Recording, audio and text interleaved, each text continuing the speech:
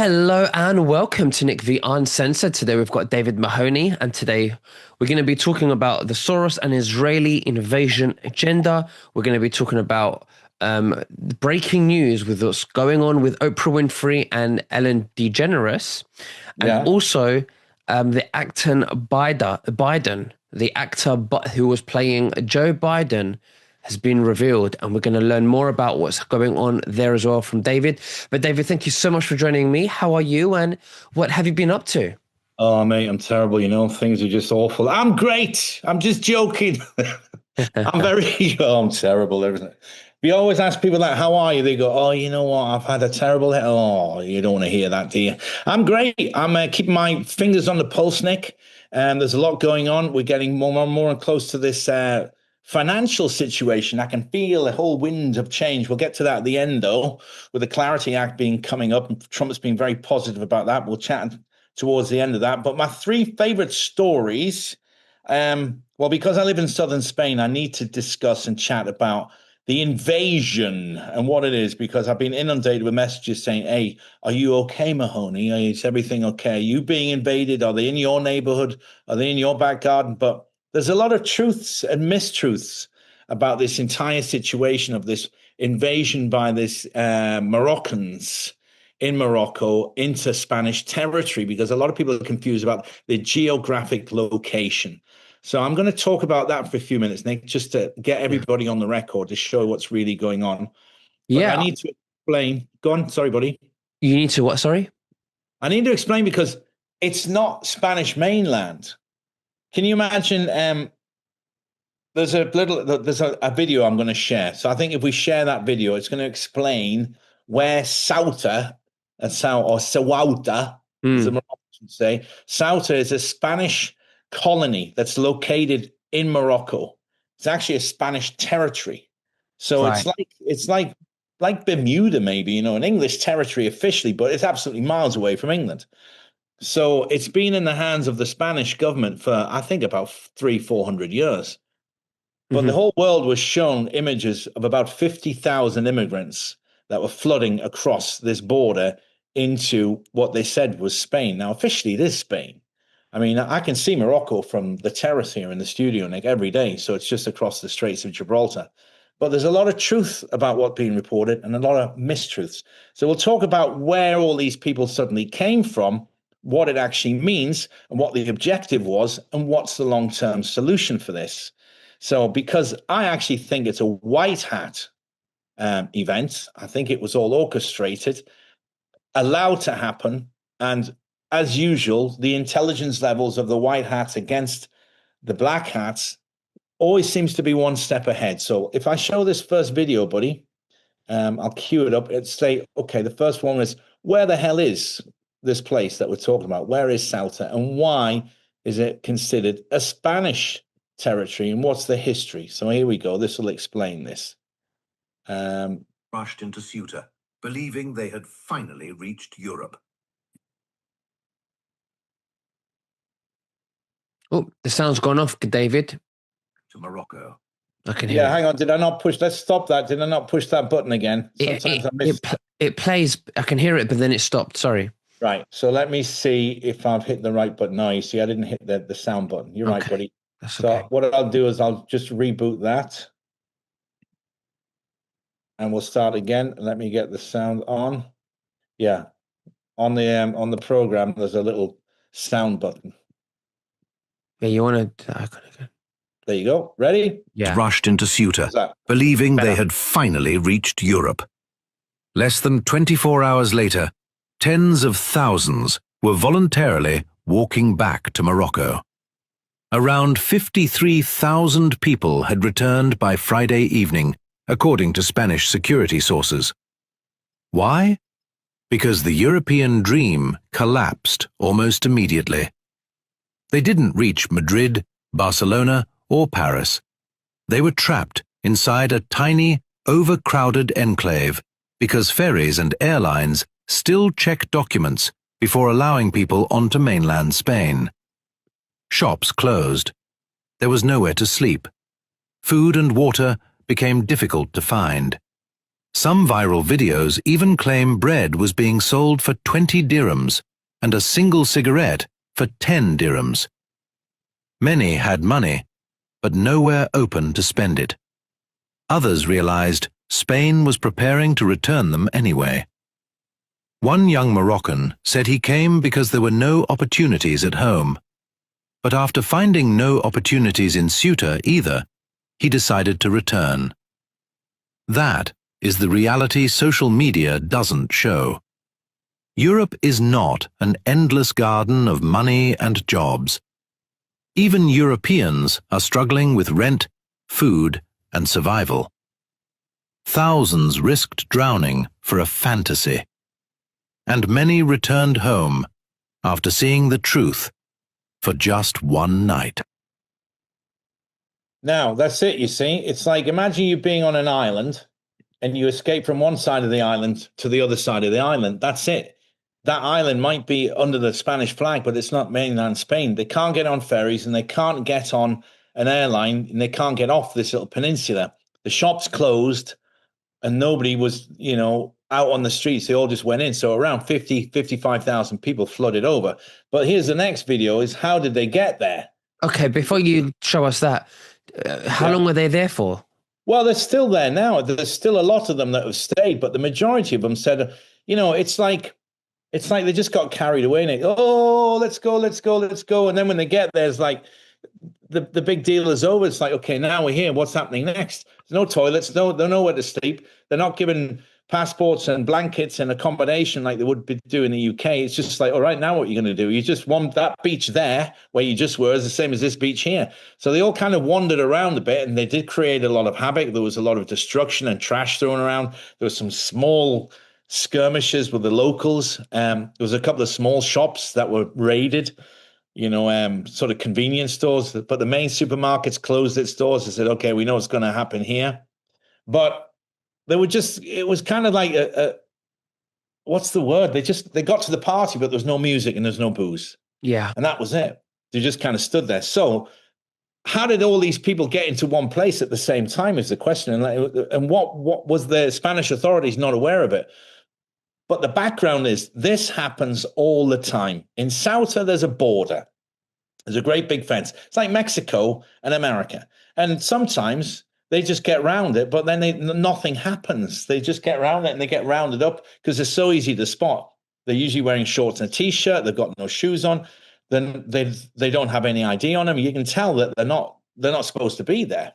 Mm-hmm. Now these are not black sub-Saharan Africans. These are North Africans. They look pretty much like Italians or Turkish people. You can't actually say, oh, there's a Moroccan, but you can as soon as you ask them, where's your papers? So the police know.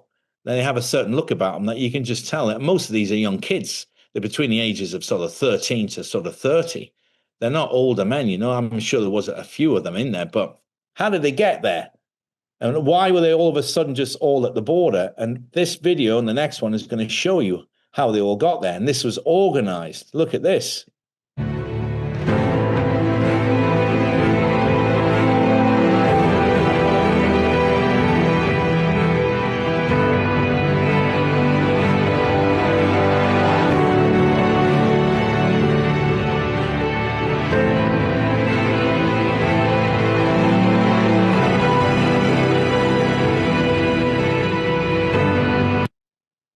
Those scenes, Nick, are taken from people inside those trucks.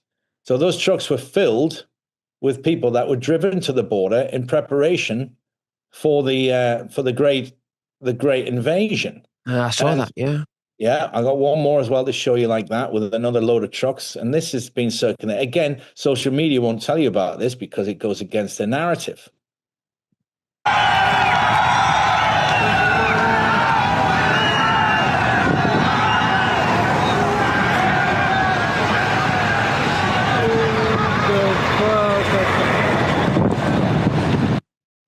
So, a few days before this happened, the Spanish authorities were alerted that there was large movements of young men in large trucks like that, all being shipped in preparation to run across the border. So they knew about it, but they just thought, well, what are we going to do about it? Nothing happened. The Spanish government failed to act. So at the right moment, at the right time, when they blew the whistles like they would do in World War One, all these young kids were all assembled on the beaches. All they did was swim around the fence. That's it. And they were so overwhelmed, the Spanish Border Patrol, they just actually opened the fence because they said, okay, we just can't stop it. It's going to happen anyway. I think there was about 14 people drowned trying to just swim around it. You can't swim. So who funded the trucks? Who organized the trucks? Who got all the men in one place at one time? Now, slowly, it's all coming out that these guys were promised saying, hey, we're going to give you a little bit of money. Let's all get to the border. We're all going to go to Europe. But this is the classic signs of exactly what was going on during the days of Biden when Black Lives Matter riots were coming out and all these pallets of bricks were just mysteriously turning up in these cities that they had these organized riots in. It's the same thing. This stinks of a George Soros funded event when they just overwhelm the Spanish border and flood everybody in there. 55,000 Muslims flooding across the border. The media's there. It's creating all this fear and tension. It's putting it out all over Europe. Europe's under invasion. Europe's under invasion. More fear, more drama. Okay. Classic case of, oh my God, here's a terrible situation and we're going to come up with an answer for you. We create the problem, let the problem run for a little bit, and then all of a sudden we've got the answer, which is exactly what happened from March 2026 when it was like, oh my God, we've all got to stay in the house. But don't worry, in a few months we have the solution. You got to take this. Same old, same old. But now what's happened, Nick, with such a problem like this, it's been shown to the Spanish public. Now there's been a huge surge of Spanish rebelling against the local authorities. And one of the biggest stories is the president of Spain is called Pedro Sanchez. And every single football match or any large sporting event or any event where the people get together, all they scream on the streets is, Pedro Sanchez, you're a son of a bitch, hijo de puta, son of a prostitute. It literally translates as. So I'm going to show you a typical demonstration of this sort of people going against the, that's Germany. I've got another one there. Bear with me, because what it's showing now is this was originally, in my opinion, again, this is just the opinion of a middle-aged bloke living in Spain. In my opinion, it was a black hat operation to punish Spain because they refused to help Israel. And I'm very much against the Spanish government at the moment, actually, because I think he's a terrible president. But the couple of things that he did do, he says, we're not giving Israel any more help. They also refused to let the Americans land in Spain and use it as a refueling hub when they were going out to the Middle East with all this Iranian stuff going on. So I think this was an Israeli planned event with George Soros at the helm. Let's overwhelm Spain, but it's been handled by the Black Hats because now they've seen a huge surge in the Spanish people coming out screaming, let's get rid of our president. So I think it's going to be something positive to come out of it, which will be everywhere that this guy goes now, Nick. One of his cars was driving through a crowd the other day. Is that Germany? That's Germany, and that's Morocco. Let me find this one with Spain. Here it is. Okay. And so you can see the extent of how many people are coming out to protest against the president. So the Black Hats, knowing that the president of Spain is an horrible bastard, the White Hats, sorry, have turned this event that could potentially be another Black Lives Matter big problem, stoning and mass riots on the street, people getting hurt. But this is how the Spanish public reacted. It says, Madrid, a large patriotic rally against the Prime Minister Sanchez and mass migration. Pedro Sanchez, get your money to your beloved Hamastinians.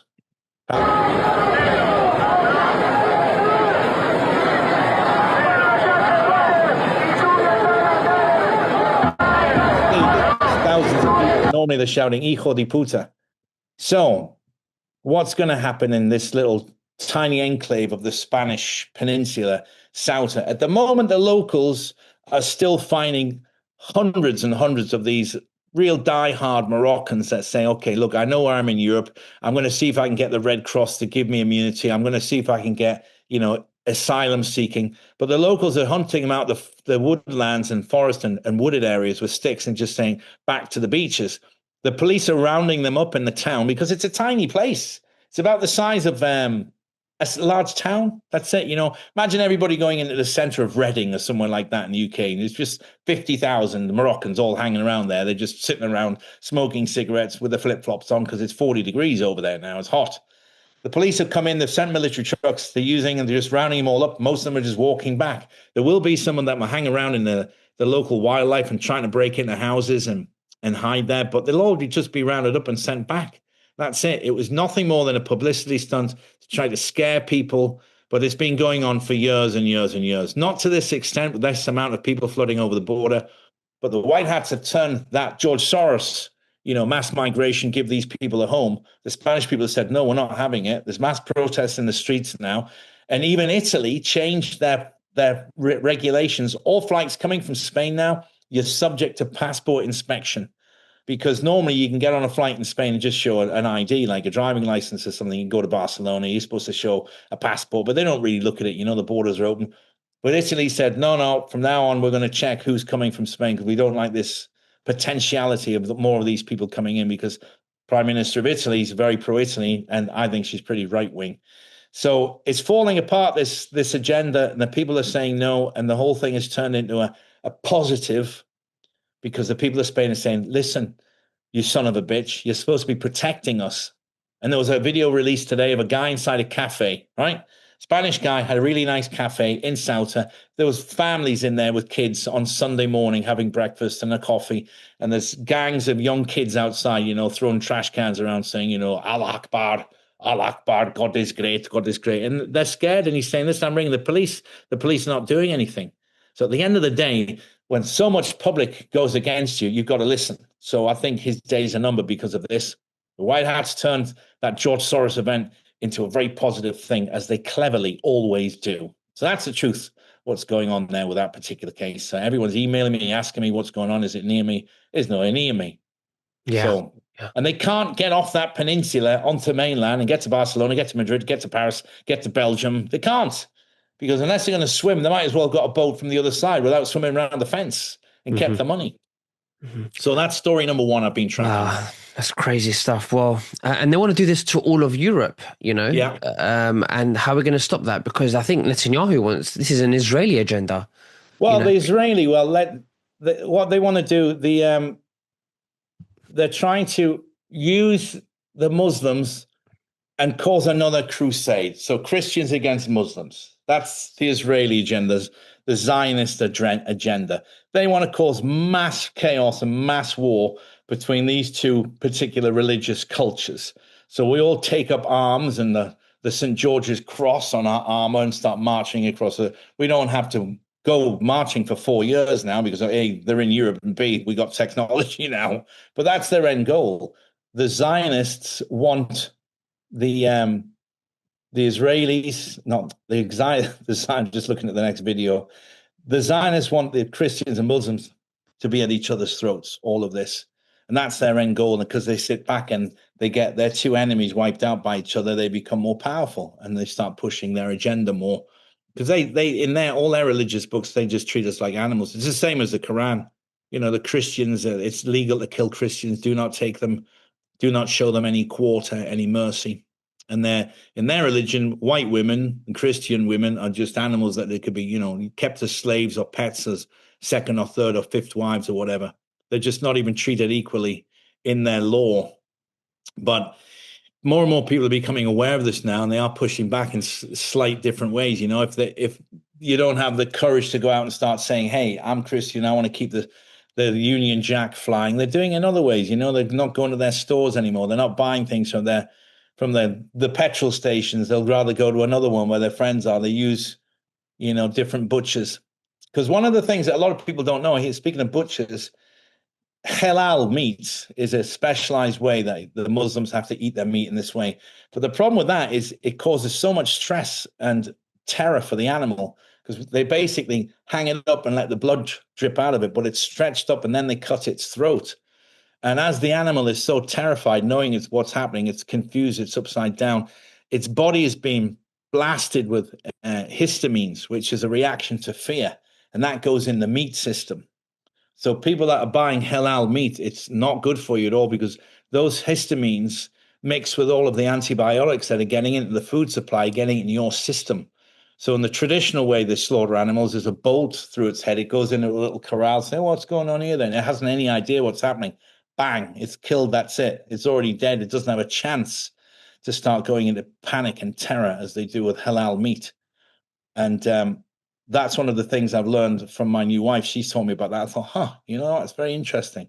It's true. Halal meat isn't everywhere. Oh, we sell halal. Don't eat it. Go back to traditional butchery. It's a lot more humane and better for you. Just as a side note, Nick, I tend to veer off there. Sorry. Yeah, of course. All right, let's move on to which one do you want to move on to next? Well, actually, speaking of meat, let's talk about this this story that this actress has broken about Oprah Winfrey. Yeah. But I need to tell people about what this is first, because I heard this word 30 years ago out of some pure coincidence. I was talking to a Dutch person. I said to him, well, you know, where are you from? What's your background? Said, oh, my father was a missionary and I was born in Indonesia. Now, the Dutch have a huge cultural side of Dutch Indonesians. You can go to some parts of Indonesia today and speak Dutch to the locals. They still understand it because it was a colony. They colonized it. And they have a great big Indonesian community in Holland. You can go out and nasi goreng is it's like a chicken tikka masala for us. It's an Indonesian curry dish that the Dutch eat all the time. Chicken satay. Came from this part of the world, you know. It's peanut sauce with chicken skewers. Now, he told me that his father was a missionary, and he told me a very interesting story, and it's about the word kuru. I said, well, what's that? He said, well, my father at the time was a missionary, and when they first got to Indonesia, they discovered that there was a lot of people there that they had this disease called kuru.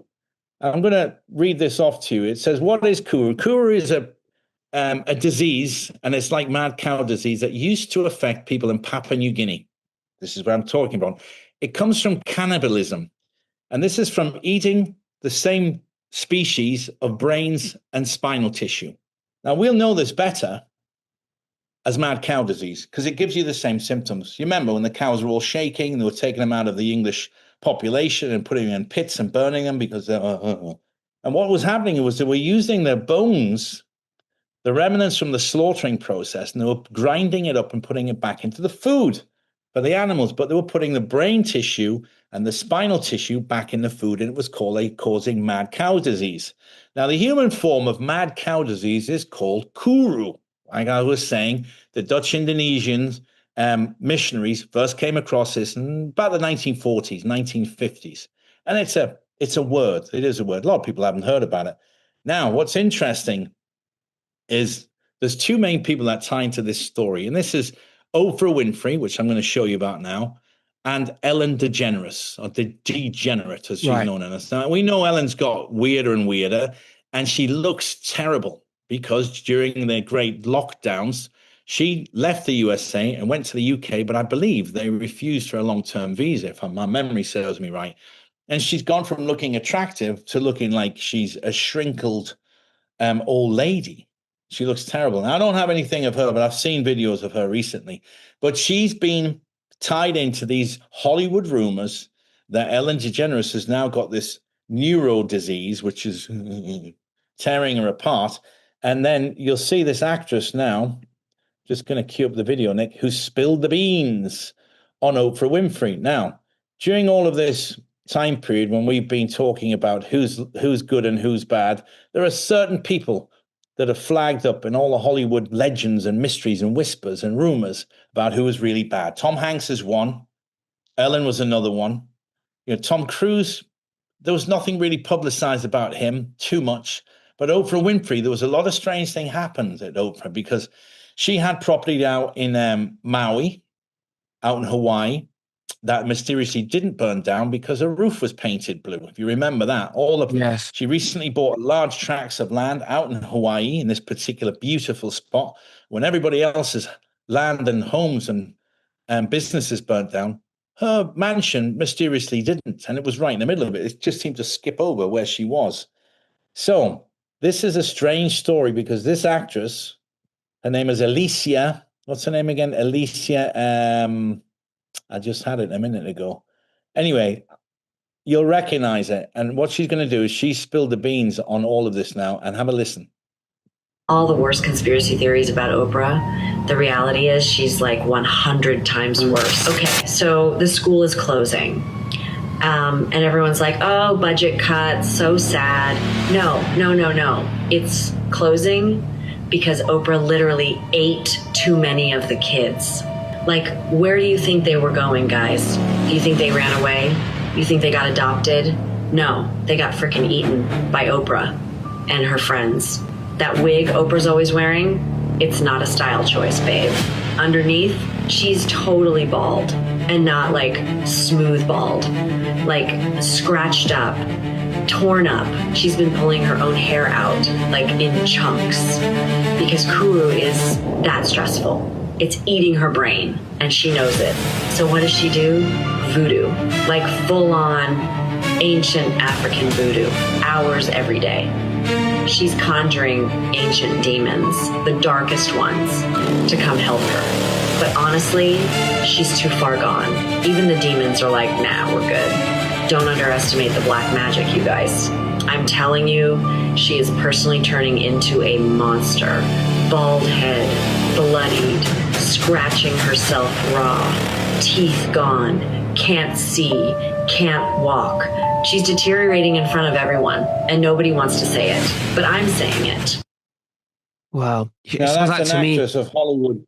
When I hear of any person, of any celebrity that eats the flesh of humans, for me, I just think they're a reptilian consciousness. They're a wolf, clothed in sheep, clothing. That's what it is.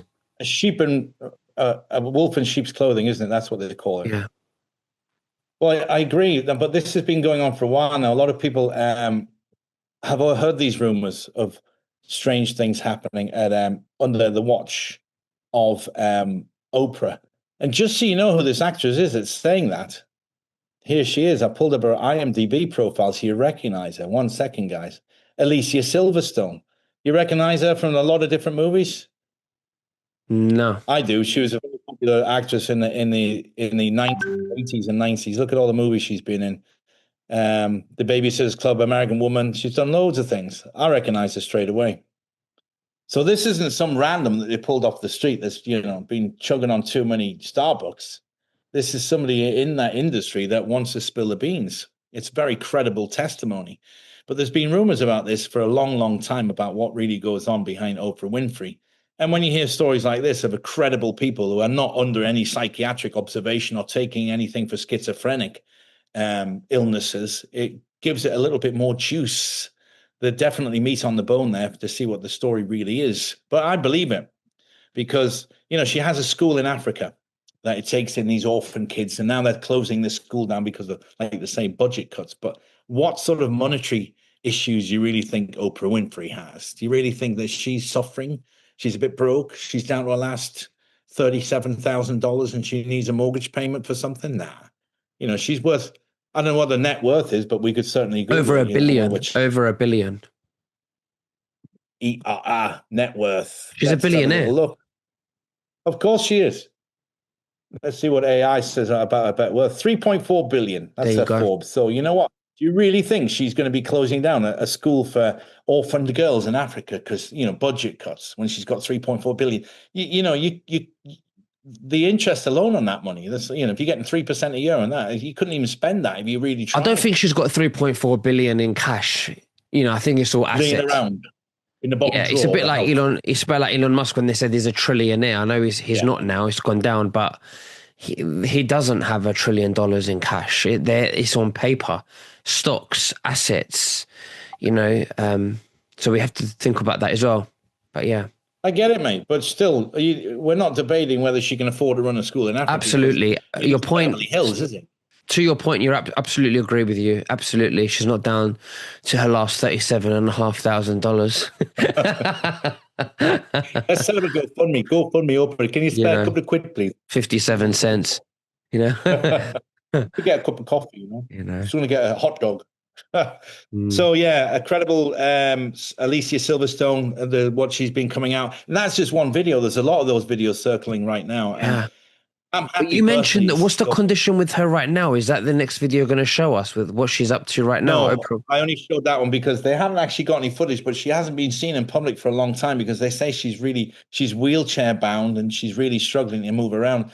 Ellen DeGeneres is the same one. There's videos that I haven't been able to verify. You know, and is this because they've stopped eating human flesh? Yeah. So it's a because they've reaction. stopped eating human flesh, they're now dying. Well, no, a bit of both, because what happens is it takes about 10 years for Kuru to kick into your system. It's not something that happens overnight.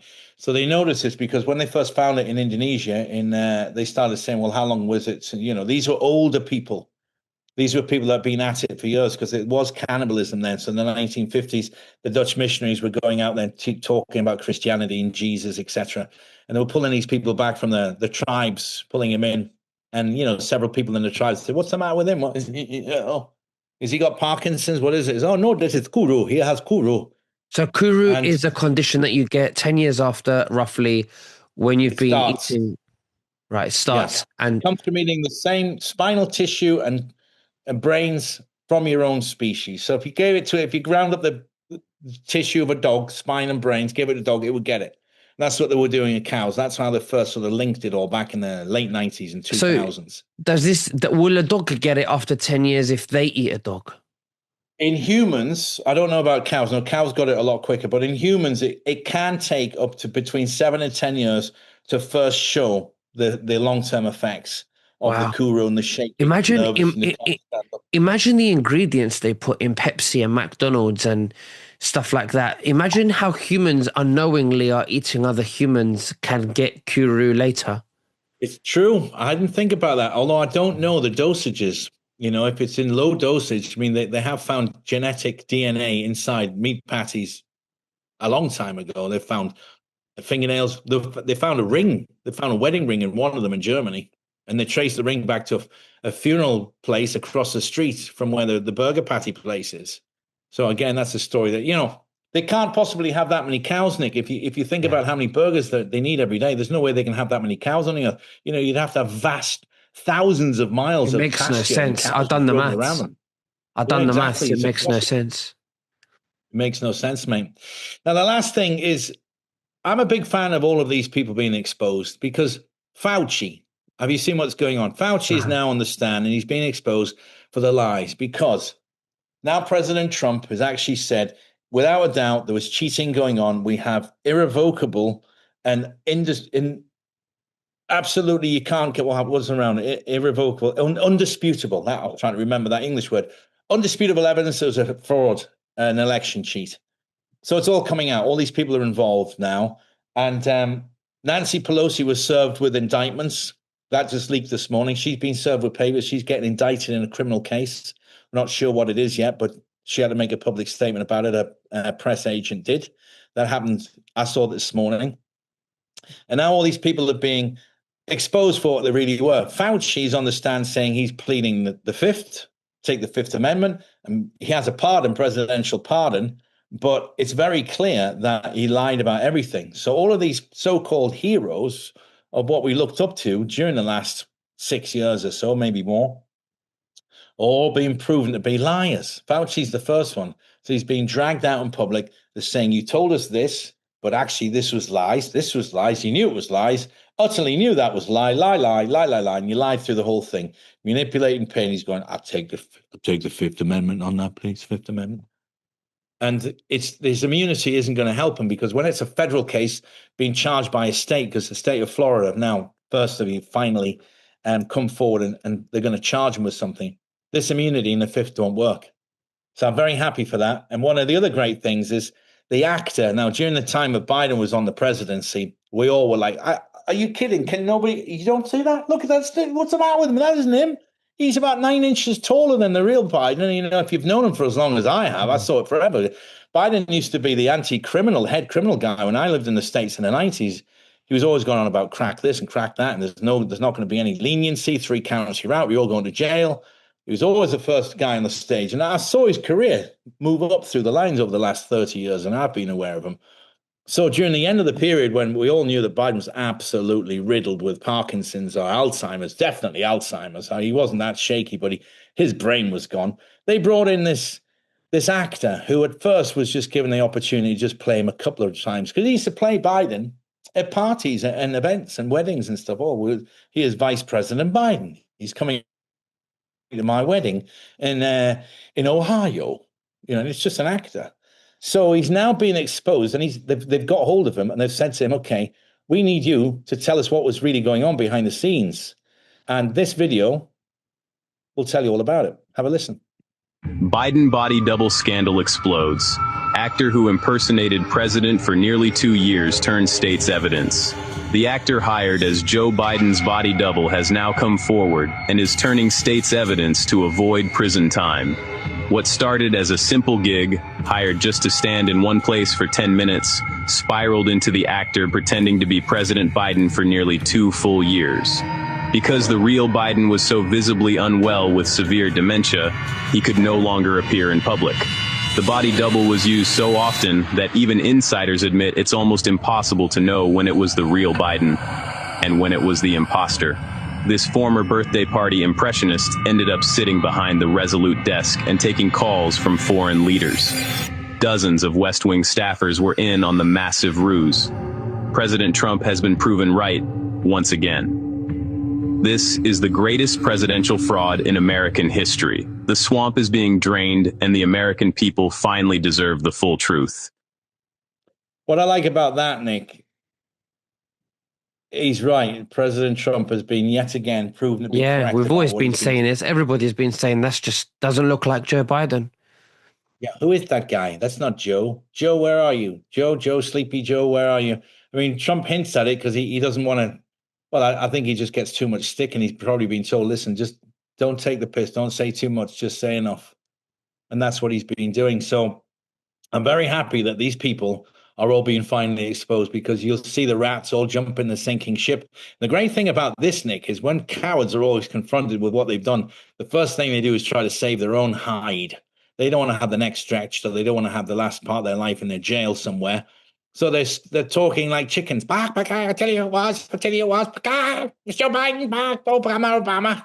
Obama's bought a massive house in London, by the way. It looks like he's going to be spending quite a bit of time in the UK, which under the current presidency or prime minister would kind of be a safe bet for them, really. But he won't be able to hide there for very long. I don't think so. Why would it be safe? Why would it be safe for him to hear? Well, because the government is very pro that sort of feeling, you know. They're very pro. And of course, the Andrew Tate thing is really interesting. You know, this is all coming out now. They've got no evidence at all. And the prosecution's saying, we need to keep these guys in prison. And they're saying, well, what evidence have you got? I think that's going to all collapse, personally. Yeah. I think the Americans are going to, let's let this play out. Because, again, if you keep your mouth shut, it's okay. Show me. The people that come out, it's always the people that are screaming the loudest who are the most guilty. Mm-hmm. I know what you're talking about. Why are you looking at me? It's not me. I didn't do nothing. Well, we've got pictures of you doing it. Okay, well, I did it a little bit. You know, if you're innocent, you just don't scream so loud. You're like, well, I didn't do it, man. I'm not worried. Do what you want. How can you say that about me? That's exactly what they're like. People that have done it, they're always the loudest to scream, to try to offset you, to sort of say, how dare you say that about me? It was me. But all these people are being exposed now, Nick. And I think Trump's done it the right way. It's just like, yeah, I did actually tell you that, but you know, now we've shown you. Yeah, exactly. And Fauci will squeak the rat. He'll tell everything. Yeah. Let's talk about the Clarity Act. Now, you're saying that it's been delayed even more. I know, because the banks don't want it. You see, the banks have had a monopoly on this. You know, what happens? Do you remember in the old days when you'd send $1,000 or $5,000? It would take 4 or 5 days to get anywhere. Of course, it's going in one bank and they're using it for a few days. And then, okay, let's buy more of this. That's short, that's long, whatever they're doing with it. And they'd use your money. Now you can send a transfer instantly and it gets to that account more or less instantly, apart from a few different banks. But most of the time it's an instant transfer, which is great. Nobody's making money on it. But the Clarity Act is, the Trump administration is very pro, let's become the world's number one for electronic purchases, you know, Bitcoin and these sort of coins. And I think it's the way forward, because, you know, if you can settle something, like if I'm buying something in pounds and it's in dollars, there's a currency transaction difference and you lose money on everything. And now the world's become electronic. Nobody uses cash anymore for these sort of things. You need a safe way to transfer money that's actually trackable and traceable. And this is the problem with Bitcoin. This is me personally, when I get asked to pay for anything in Bitcoin, if I'm buying some software, if I'm getting some design work done, I'm like, oh, God, you know, Bitcoin. because it's untraceable. If you ask me to pay for it with XRP, I'm like, okay, I can do that because it's traceable. You can get the money back if it goes wrong. You say, hey, that never happened, because there's a security aspect to it as well. And I like that because, transferring money to people in Bitcoin, there's absolutely no comebacks. Yeah. If it doesn't work out, apparently the deadline for this Clarity Act to be sent was the 7th of August. So it's coming up now. What they've done is that the problem is it's the vacation time when the Senate, a lot of people are trying to vote it, but a lot of the big banks and all of the Zionist banks are saying, no, we don't want it. We're going to lose thousands and millions and billions. How are we going to do it? So basically, they're pushing for a transparent act where the banks are not making hundreds of millions of dollars a year on other people's transactions. They're taking a little bit here, a little bit there, a little bit from him, a little bit from me. And the software that is developed with it is taking a little piece off everybody. But if they monetize the system properly and bring it all back up to where it is, then everybody's going to benefit from it. I mean, the price has just gone out of control, Nick. Do you think it's a psyop that they're delaying it to make us think that it's not, to make us think that it's good? It could be a psyop. Yeah, I think everything is scripted. Oh, absolutely. I think one of the reasons that the prices have dropped on Bitcoin and XRP are my two ones that I follow. I know there's a lot of other coins out there, is because they're flushing out all of the people with the weak backbones. Oh my God, I'm losing money. It's going to get worse. I'm just going to sell it now. I'll take a bit of a hit. And the more negative publicity you put out there, they're never going to pass this Clarity Act. It's a scam. Yeah. So then people that are holding it are selling it because they're panicking. The wives are saying, we're going to lose everything if we don't sell it. Oh my God, I can't believe it. I'm losing everything. But all of the coins that I've been accumulating, I haven't sold one. I just keep buying. I haven't sold one. Exactly. Yeah. Well, David, I do believe in it. I think it's going to happen. I think it's, we're talking about the reset in the community and everybody's going to move forward and drive prices back to the 1960s, how they should be, and everything's going to level. I think it's the only way forward when everyone's got wealth and coins. Yeah, absolutely. So fingers crossed it happens soon, Nick. Happens soon. Yeah, we're excited. But David, thank you so much for sharing everything with us today. Very good interview, very good information. Really appreciate that. I've never heard about that with the Oprah Winfrey and Ellen, and in fact, a lot of them is great. The only one that I heard really was the Spanish invasion. But yeah, really good. Is there anything else that you'd like to say to the viewers before we finish? Keep your eyes open as usual, guys. Everything is not what it seems. If the media is telling you about a Spanish invasion, it's terrible. Yeah, it was terrible. There's a lot, there was people that lost property there. There were some cars burned out, some stores raided. But the white hats always have a way of turning everything that they know what's coming. They know who's doing it.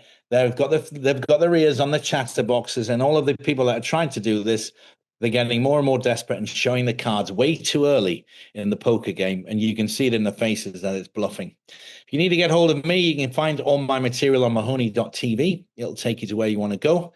And I'll see you in a couple of weeks. You too. Thank you. Absolutely. Thank you so much. Bye-bye. Bye-bye.